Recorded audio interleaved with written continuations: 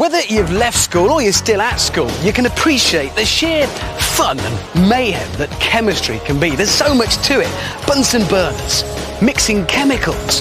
Very nice. Now, you may have been allowed to mix very small amounts of lithium with water. You may, if with a responsible adult, have mixed H2O with sodium. And you may, under very strict scientific control, have witnessed potassium mixed with water. But the odds are, if you have, it will only ever have been on one of those rubbish science videos. There you go, mate, present. Oh, thank you very much.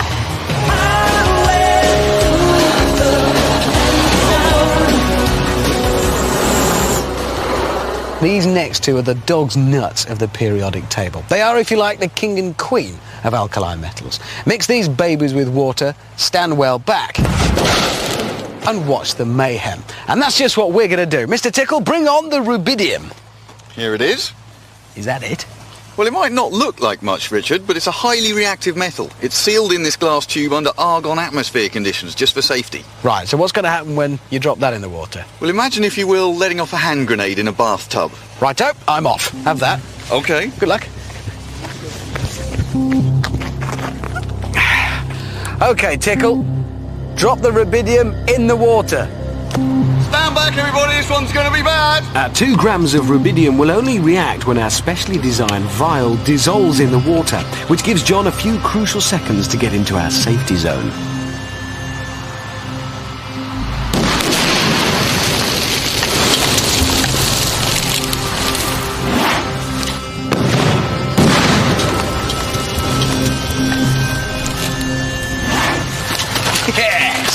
Wow. That is more like it. Only on Brainiac do you get that kind of science. But I believe we can go one better. There is one more alkali metal we can legally use. Yes, Richard, cesium, the emperor of alkali metals, particularly nasty, could go off at any time.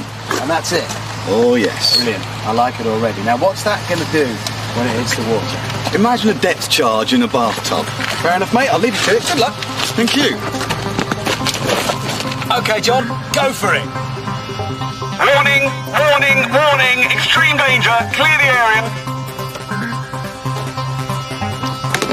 As our cesium sinks in the water, the rapid generation of hydrogen gas should produce quite an explosion.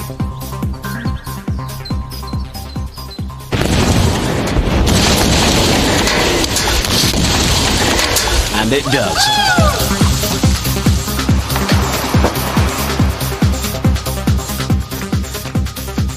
Magnificent. And I think that concludes today's experiment. There is, I should say, one more, even more reactive metal, francium.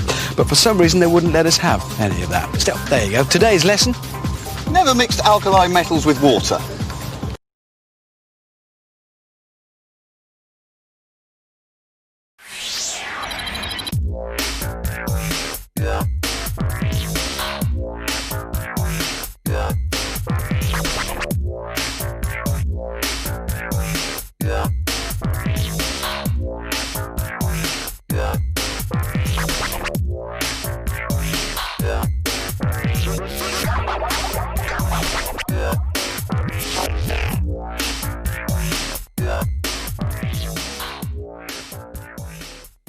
Hi, my name is Diasha. Welcome to the final lesson in this series on Chemical Reactions 1.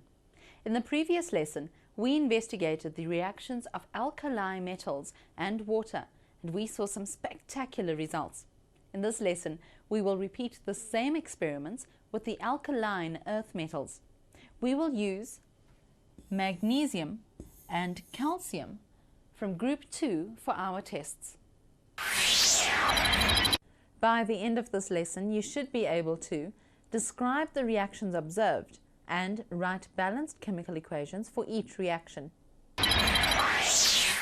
Before we get stuck into these experiments, I would like to show you something. When a piece of magnesium is placed in the beaker of water at room temperature, it sinks to the bottom. The reaction happens so slowly that there is no product for us to test.